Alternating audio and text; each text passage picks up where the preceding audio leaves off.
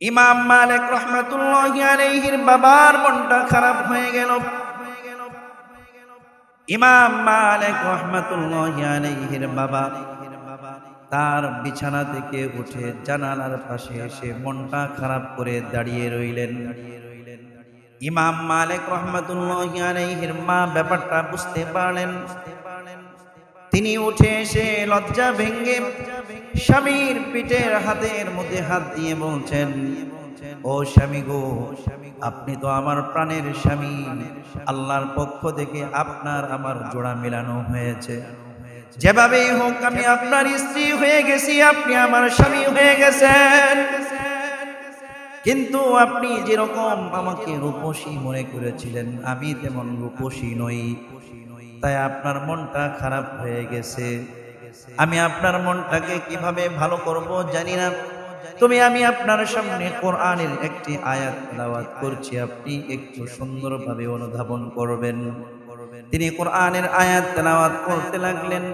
ওয়াসা আন তাকরাহু শাইআন ওয়া হুয়া খায়রুল লাকুম ওয়া আসা আন তাকরাহু ওয়া আসা আন তুহিব্বু শাইআন ওয়া হুয়া শাররুল লাকুম।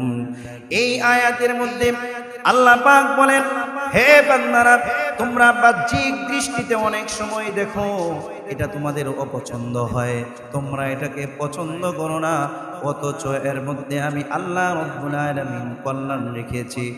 আবার বাহ্যিক দৃষ্টিতে অনেক জিনিস তোমরা দেখো যেটা তোমাদের পছন্দ হয়, মনোভূত হয়, অথচ এর মধ্যে আমি আল্লাহ পাক অকল্যাণ রেখেছি। সুতরাং আপনি আমাকে অসৌন্দর্য দেখে যে আপনি মন খারাপ করেছেন, হয়তো বা আল্লাহ পাক এর মধ্যেই কল্যাণ রেখেছেন। বলেন সুবহানাল্লাহ। ইমাম মালিক রাহমাতুল্লাহি আলাইহির বাবা আমিরের মনটা বিগলিত হয়ে গেল, কারণ কোরআনের বাণী এত সুন্দর বাণী। পাথর হৃদয়ওয়ালা ব্যক্তিও যখন কোরআনের বাণী শোনে, ওই ব্যক্তির পাথরের মনটা ভেঙ্গে খান খান হয়ে চক্ষু দিয়ে অনর্গল পানি পড়তে থাকে। ঠিক না বেঠি? আমের এই কথা শোনার পরে সাথে সাথেই তাদের উভয়ের মিলন হয়ে গেল। মিলন হয়ে যাওয়ার পরে ফজরের নামাজ পড়তে যখন গেলেন, ফজর পড়ে এসে দিনের আলোতে যখন বিবির চেহারাটা আবার দেখলেন, আবার তার মনটা বিষণ্ণ হয়ে গেল, মনটা খারাপ হয়ে গেল। এই মন খারাপ হওয়ার কারণে তিনি রাগে ক্ষোভে বাড়ি থেকে চলে গেলেন ব্যবসার উদ্দেশ্যে। 1 বছর নয়, 2 বছর নয়, এক বর্ণনায় এসেছে 18 বছর, আরেক বর্ণনায় 19 বছর, আরেক বর্ণনায় 20 বছর। 20টি বছর পরে আমের নিজ শহরের মধ্যে তিনি ফিরে আসলেন। ফিরে আসার পরে দেখলেন আগের শহর আগের মতো নয়, 20 বছর আগে যেমন ছিল এমন নাই, অলিগুলিগুলি পাল্টে গেছে, নতুন নতুন বিল্ডিং হয়েছে। আমের তার বাড়ি চিনতে তার কষ্ট হচ্ছিল। তিনি ধীরে ধীরে জোহরের নামাজের জন্য মসজিদে আসলেন। মসজিদে আসার পরে দেখলেন একজন তাগড়া যুবক সুন্দরী, একজন তাগড়া যুবক জুব্বা পাগড়ি পরে মসজিদের ইমামতি করছে। ইমামতির পরে মিম্বারের মধ্যে বসে গেল।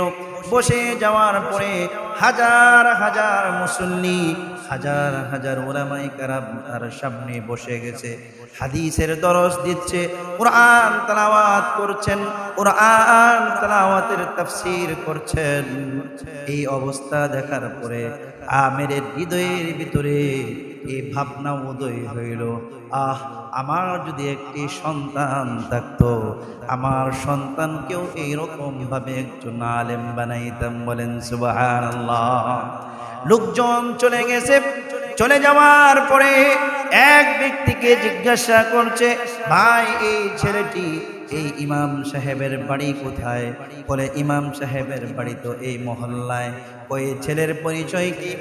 এই ছেলেটি বর্তমান যুগের সবচেয়ে বড় ইমাম, এই ছেলেটি বর্তমান যুগের সবচেয়ে বড় মুহাদ্দিস, এই ছেলেটি বর্তমান যুগের সবচেয়ে বড় মুফতি, এই ছেলেটি বর্তমান যুগের সবচেয়ে বড় মুফাসসির।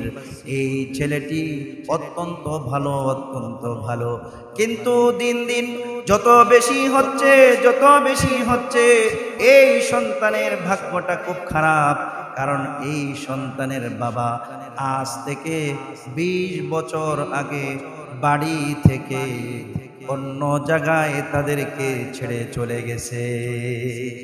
আজ থেকে 20 বছর আগে বাড়ি ছেড়ে চলে গেছে, বাবার কোনো হদিস নাই। আমের চিন্তা করো, এই ছেলে তো আর কারো নয়, এই ছেলে তো হচ্ছে আমারই সন্তান। বাবা সন্তানের সাথে সাক্ষাৎ করো।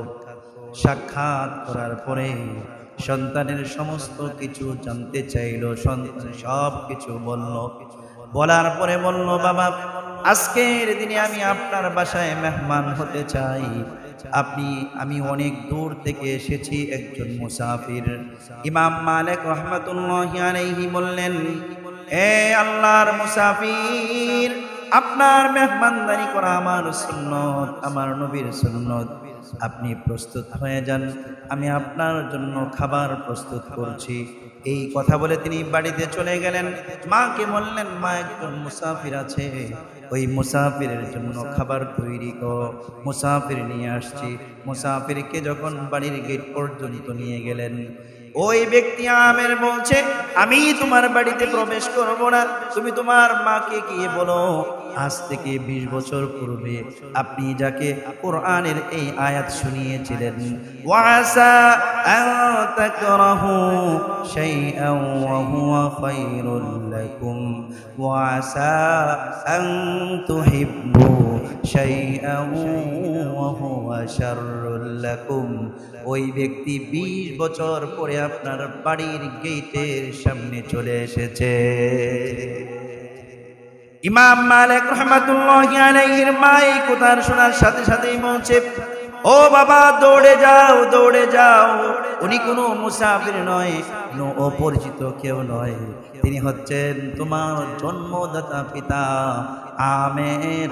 দীর্ঘদিন বাহিরে ছিলেন, আজকে 20 বছর পর তোমাকে আমার খোঁজখবর নেওয়ার জন্য চলে এসেছে। বলেন না সুবহানাল্লাহ।